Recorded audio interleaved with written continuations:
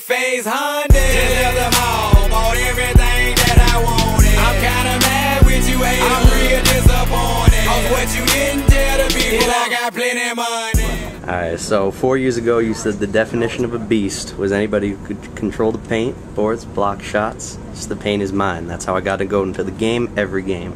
I own the paint, no layups and none of that. That's the definition of a beast. Do you feel you've lived up to that definition? And has what it takes to be a beast changed at all in your mind? No, it ain't changed. I just think each year you just got to improve more and more on certain parts of your game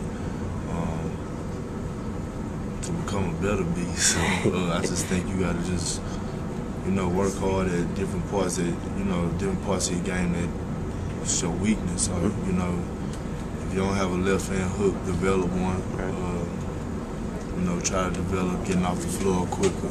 Just little things like that.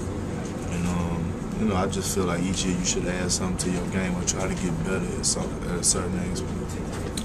We were in Houston with you over this summer, and we couldn't help but notice that everybody in Houston gives you big respect. Are you in fact the king of Houston? No, I'm not the king of Houston, man. I just, it's just, I'm from Texas, so it's just, cool guy. I love mingling with the people, so it's just like, I've been there all my life, so it's like nothing new, really. Tell us about the connection to home for a bit. Take us back to Beaumont. Besides your high school coach, who shaped your game the most? You kind of pick up from different people. I learned a lot of stuff from Steven Jackson. A couple guys that went overseas that came home, and you just kind of put stuff in your game and just try to work on it individually. So you kind of take bits and pieces from everybody. All right. So you had almost your entire 03 high school basketball team in your wedding. Tell us what's that bond like between you guys? It's a close bond. It's guys I grew up with since 7 years old.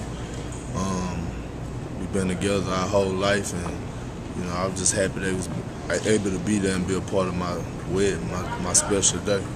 You're let's say you have to choose 4 of the best big men to ever play the game to put on a Mount Rushmore of big men. Who are they? Shaq, Hakeem Olajuwon, Bill Russell, and Kendrick Perkins? Me. Kendrick Perkins? Yeah. Alright, you played with one of the greatest bigs when it comes to Kevin. From watching Kevin and playing yourself at a high level, what does it take to be a great big man in the NBA? It takes a lot.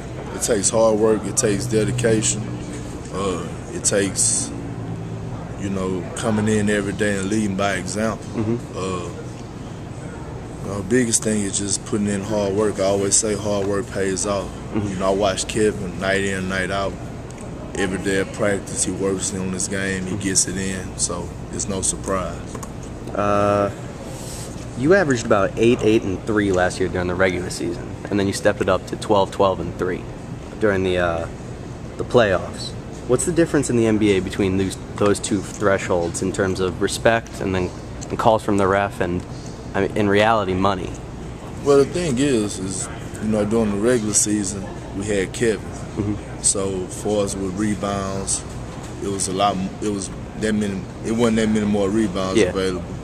For us, for us points, I feel like I'm gonna score more this year. Just feeding off of Ray, Paul, and KG, learn how to cut more. But the thing is just, it's the difference between the season and playoffs. The playoffs, you really gotta step your game up. The season, you should be like that all the time anyway, leading into the playoffs. So the biggest thing is just being consistent throughout. Okay. How much are we gonna miss Leon this season? It's hard to say. I mean, you lose Leon, but you pick up Rasheed Wallace and re-sign Baby. So you can't really say we just go lose him like that. Yeah. And, miss him that much. And as long as this team has Kendrick Perkins, it will fill in the blank. Be one of the better defensive ball clubs in the league. More money